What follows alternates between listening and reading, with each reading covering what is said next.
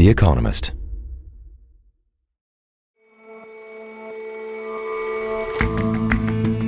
Hello and welcome to The Intelligence from The Economist. I'm Jason Palmer.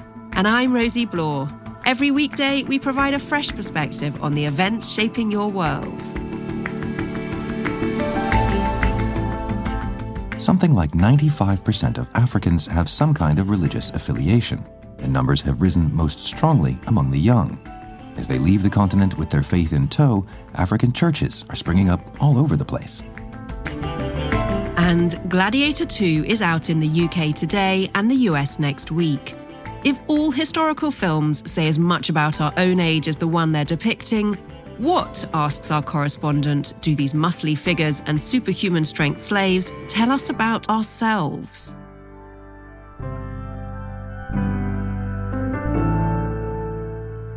First up, though.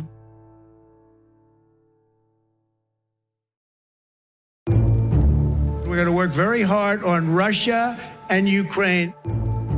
Last night, US President-elect Donald Trump underlined one of his key foreign policy promises: to end the war in Ukraine. It's got to stop. Russia and Ukraine's got to stop. Thousands and thousands, I saw a report today, thousands of people over the last 3 days were killed. Thousands and thousands of people were killed. They happen to be soldiers, but whether they're soldiers... His relationship, both with Russia and Ukraine, is complicated. He's consistently refused to condemn Vladimir Putin's invasion. He appears to admire the Russian dictator's strongman style. And he once tried to blackmail Ukraine by withholding military assistance. So you might think that Trump's election victory would be a crushing blow to Ukraine. And yet... After the election, everyone in Ukraine is, of course, a signed-up member of the MAGA crowd. I mean, I've even seen a Make Ukraine Great Again cap doing the rounds. Oliver Carroll is The Economist's Ukraine correspondent. But in truth, at least part of the political and military leadership were hoping for a Trump victory. I'm really surprised to hear you say that. In what way could Trump be good for Ukraine? Indeed, there is nothing in Trump's history that makes him seem particularly pro-Ukrainian. He's also quite fond about Vladimir Putin and his strongman antics, and he never really condemned the invasion. So it tells you really a little bit about how sticky the relationship between Zelensky and the Biden administration had come of recent times. The Americans were, on their side, annoyed at the Ukrainian sort of boots-on-the-table, cowboy-type diplomacy. The Ukrainians, on the other hand, were getting annoyed at what they saw was the rhetoric of support, being in it for as long as it takes for a Ukrainian victory, but they saw actions that were saying otherwise. So in the end, they were kind of ready to exchange that drip-drip life support for a gamble. You could, argue it either way. Ukraine obviously hopes that Trump will be strong and decisive, put an end to the dithering, though everyone here understands the range of possibilities is much greater, from very bad to very good. But wasn't Trump actually promising to end the war within 24 hours? I mean, there's a general understanding on both sides, Russia and Ukraine, if not perhaps in the Trump camp, though maybe even there, that you can't end this war in 24 hours. There are too many complicated moments. I was chatting to one high-placed source who's regularly in the Kremlin, and he said, quick peace is not going to happen.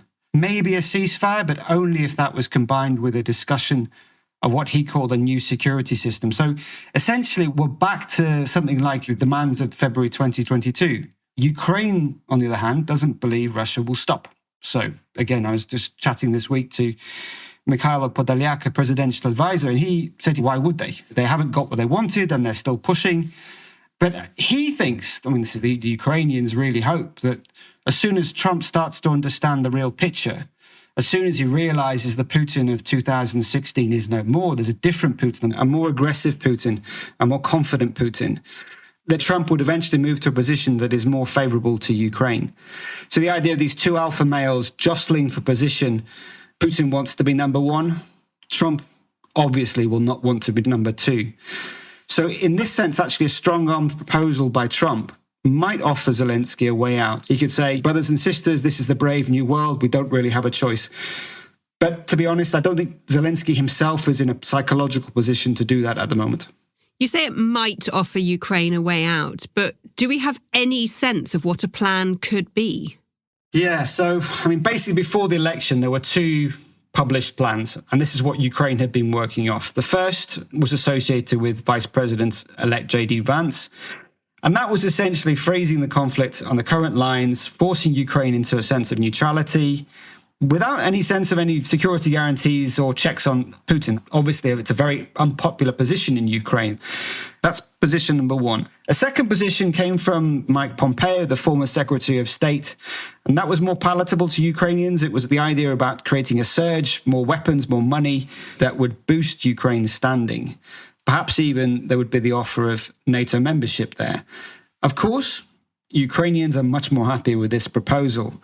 But the fact that Trump has publicly pushed Pompeo out of the picture doesn't look fantastic from Ukraine's standpoint. And the top security official I was speaking to this week said it was a really negative development, that now they were thinking that actually they might be pushed more towards the Vance proposal, which looks essentially like territorial concessions, NATO out of the picture. What they were hoping was there would be some kind of security guarantee, and they're worried about that they might try and take European Union membership and Russia essentially forcing demilitarization on them. And that's unacceptable for Ukraine. And is there anything to stop him going for the Vance proposal, territorial concessions? A lot still has to be played out, but I think that wholesale sellout is unlikely. The news that Trump might be appointing Mike Waltz and Marco Rubio into top security and state positions, both of whom they've been moderately hawkish towards Russia in the past at certain points at the very least, that's been more welcomed in Ukraine. Ukraine presented what they called a victory plan just before the elections. It was presented, first of all, to Joe Biden, but also to Donald Trump. But they inserted clauses which suggested that the US might be given some control of certain natural resources, for example, and that Ukrainian troops might be sent to replace US troops in Europe. So Ukraine feels it has a chance. It feels if Zelensky can get in Trump's ear, if he can do this while Trump is figuring out where he stands on the issue, they have a chance. I think the problem is that Russia understands this too. And Russia has better resources, and it is better at working Washington and the Republican Party to its interest. History has shown that. So I think it will require a huge effort from Ukraine and from Ukraine's partners to overturn this advantage. Ollie, isn't it an incredibly precarious moment for Ukraine? Russia continues to move forward. Ukraine is not on the front foot. And now we have no idea what's going to happen. Yeah, totally. I think in the East, Russia is at the moment surging, throwing everything it has at its assaults. There's been a huge blood cost for Russia. British military say 1,500 killed and wounded in action a day. And so there is a question of how long that can last for. The sad reality is that we've been asking this question for the whole of the last year. And throughout that year of Russia's offensive, they have been recruiting more men than they had been losing. They are growing their forces, unlike Ukraine. And Ukraine's likely to be in retreat for the rest of the year, probably very soon from Kharkiv, which is a stronghold just outside of Donetsk. And then they'll probably turn to Pokrovsk. We've been speaking about that quite a lot recently, an important coal mining town and a transport hub. And parallel to that, Russia is also apparently gearing up for an assault on Zaporizhzhia, which would be incredibly damaging to Ukraine's industrial base. It's an important industrial hub. So this short-term problem has been about Ukrainian men and management. We have a breakdown in authority, a breakdown in morale, tensions between parts of the army, which is young, technocratic, and ready to experiment, and a general class, which is less so. It was put to me by an intelligence source that the generals were trying to increase milk production by milking the cow for twice as long. That's how we put it. And people in the rear see that, and that's creating a sort of weakness in the rear. They don't want to go to the front lines to die. Huge deserter numbers. So there really couldn't be more on the line here. In a way, the challenge of Trump is just the icing on the cake for a country that's 3 years into war, whose very existence still lies very much in the balance. Ollie, thank you for talking to me. I'm sure we will talk again soon. It's always a pleasure.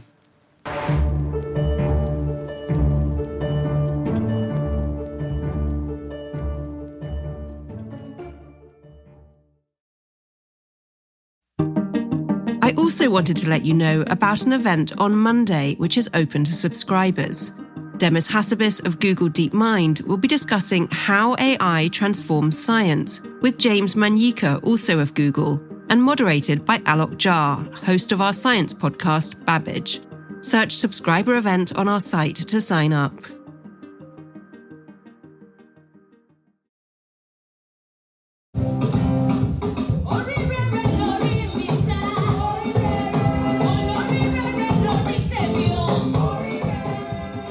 The Yoruba songs that you're hearing now are from a church service, part of a praise and worship segment that would typically open the service at a Pentecostal church like this one.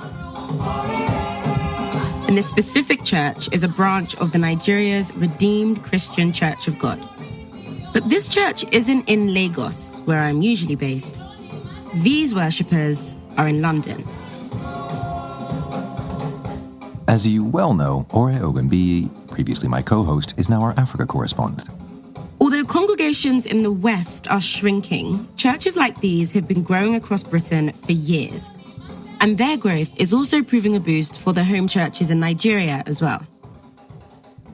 So this seems to be sort of counter to the current we often hear about in terms of falling numbers in terms of churchgoers.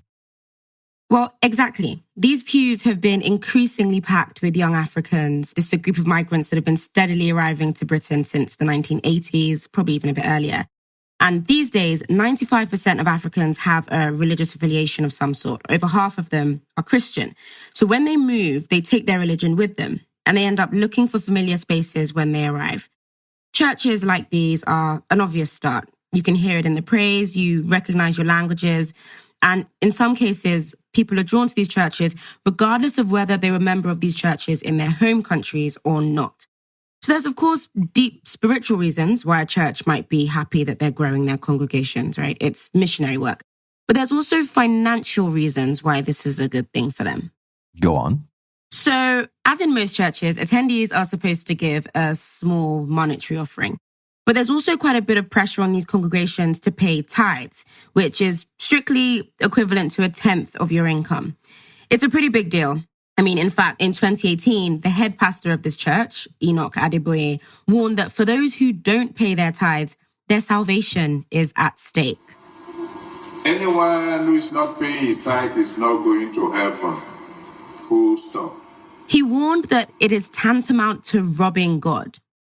But there's actually no biblical backing for that. So last month, he took that back and said sorry. I'm going to be apologizing for saying that if you don't pay tithe, you might not make it to heaven. I'm sorry. That's wrong. And it's reignited a debate about the monetary value of these congregations. So has that impacted the popularity of Mr. Adeboye's church? Not at all, actually. I think people are quite impressed that he's humbled himself and apologized.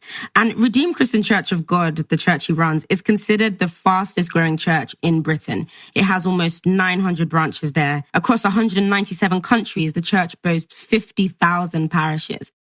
And so when all the churchgoers of these parishes pay their tithes, a percentage of that must then be remitted to their headquarters in Lagos. And that obviously is great for the church. But the growth of these churches isn't just interesting because it's lucrative. It's not just that these new churches are growing, but that the new members skew younger than you might expect. And the youth factor is keeping this church cool and current and kind of innovative. Ooh, The Economist loves innovation. Well, what's going on here? Well, the younger members are going digital. They're taking their evangelism online. So increasingly, since the pandemic, you have live streamed services as well as in-person ones. And that helps people set up small parishes in everything from old pubs to living rooms because they can just stream the services live. You very often hear pastors asking their worshippers mid-service to like the live streams on YouTube so that the algorithm boosts their messages on the feeds. I mean, you have QR codes for people to pay their tithes in multiple currencies from wherever they are. There's even, specifically in the case of this church, a digital missionary bot called Apostle Stephen that's meant to help answer knotty spiritual questions that you might reserve for a minister. So naturally, I asked if I'd be blocked from heaven if I didn't pay my tithes. While tithing is encouraged and beneficial for spiritual growth and supporting the church, it is not a condition for salvation. Yeah, so they seem to have got their ducks in a row on that one. But there are benefits of this that, again, go beyond the church's bottom line. And you mentioned that a lot of these congregations are largely made up of migrants. Is it kind of part of the deal that they're trying to integrate locally wherever they are?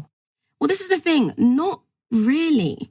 In fact, I found that these churches are specifically leaning into their African origins and the cultural connotations that come with these churches and using that to make their congregations feel more at home. So many of these churches also offer services in local African languages, and I specifically went to a Yoruba one. We thank God for sustaining our lives up to this time. Not by our well-doing. The idea is that these services can help keep lesser spoken languages that migrants might miss alive. So Femi Adebanjo, who pioneered Yoruba language services at this branch, told me that people find that their prayers are more powerful when they get to do it in their native languages. But if you left home many years ago, you might have forgotten some of that key vocab. I want us to open our Bible. I think I have to go to English. I'm sorry at this time. Please, I want us to open our Bible. And this is a phenomenon we're not just seeing in Nigerian churches. British branches of the Ghana-headquartered Church of the Pentecost hold weekly services in Twi right after their English ones. But leaning into the Africanness and making it most of all appealing for migrants is kind of in contrast to that missionary mission, right? The idea of spreading it to the communities of wherever they are. Are they not missing a trick there? Well, if you have enough new members coming from the community that you already know, I guess the feeling is that you might not have to. This idea that these churches are here on a reverse mission, so like taking the gospel back to those who brought it, right? It doesn't seem to be as important anymore as keeping the faith alive. And so as young Africans move across the world, not just to Britain, to everywhere from the Netherlands to Canada, you're likely to be hearing more of this wherever you are.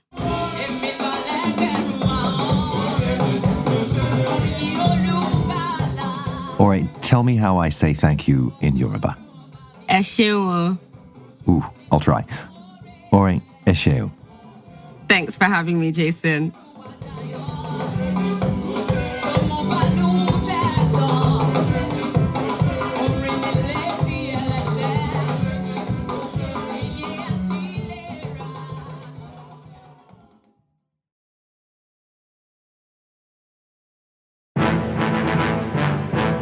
What is the silliest moment in Gladiator 2?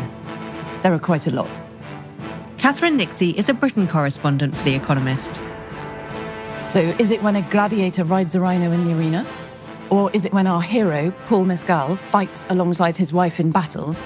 She's been provided with a breastplate that is moulded to her actual breasts. Or is it when he has to fight a computer-generated monkey, part gibbon, part Gollum, in the arena? Or maybe it's the way that he keeps quoting from the first Gladiator film, saying things like, "Strength and honour," and "I will have my vengeance," though he doesn't actually ask, "Are you not entertained?" Probably because you won't be, or at least not as much as last time. Who is he? Unleash hell, that was what the first Gladiator said at the beginning of the first Gladiator film. But for almost everyone who saw that film, this was heaven. From the moment that muscly Maximus Decimus Meridius appeared, father to a murdered son, husband to a murdered wife, possessor of the finest forearms that had been seen on screen for a while, the world was smitten. The new film has changed a bit. It's got a completely new cast. You kind of had to do that. On screen as off screen, both gladiators and emperors have very short life expectancies. But not much else has changed. The muscly Maximus has become the even more muscly Lucius. The mad Emperor Commodus has become two mad emperors, Gaeta and Caracalla.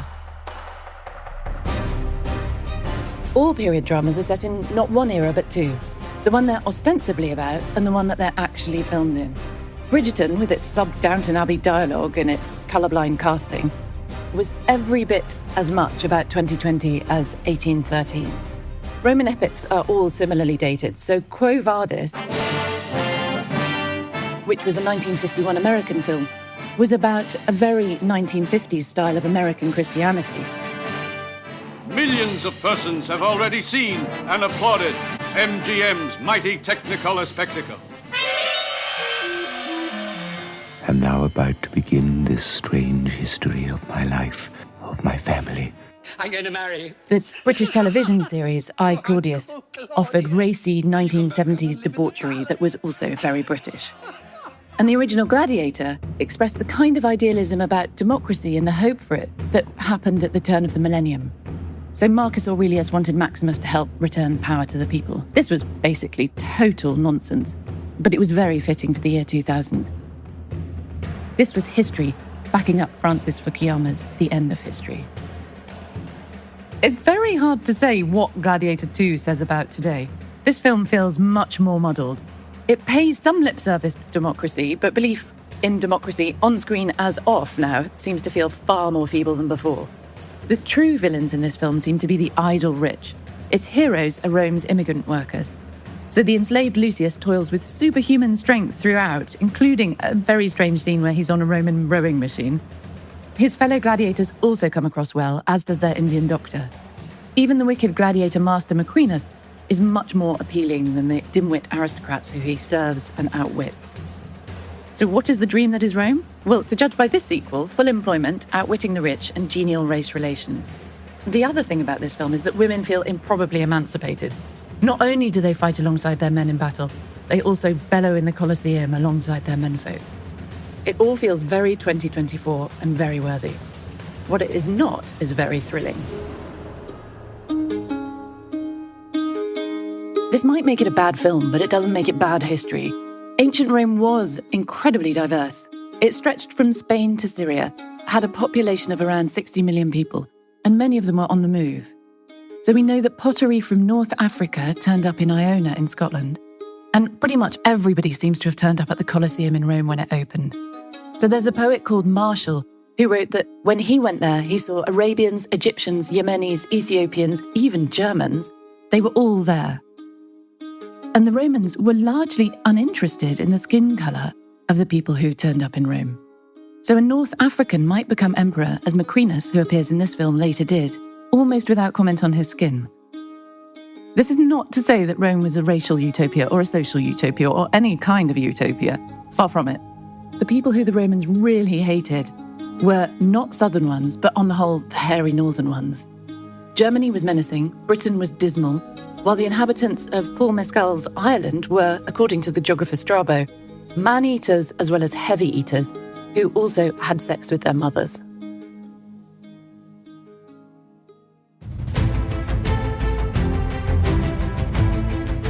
All films are going to corrupt their subjects. John le Carré, the author, once said that making a film out of a book is like turning a cow into an OXO cube. Making an empire into a film, especially an empire that was so massive and lasted for a millennium, is even harder yet. Nuance is inevitably going to be lost. This film's problems go way beyond mere inaccuracy or crassness. It just doesn't feel like it has a point. Great Roman rulers were those ones who remodeled Rome to suit themselves. So Hadrian rebuilt the Pantheon, Titus completed the Colosseum, and Augustus famously found Rome brick and left it marble. They changed the city, they changed the way that people saw the city. Great films about Rome do exactly the same thing.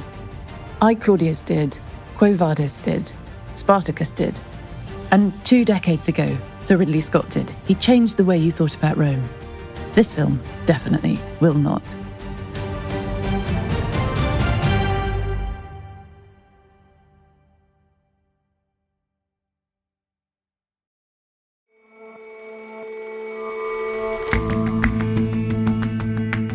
That's all for this episode of The Intelligence. The show's editors are Chris Impey and Jack Gill.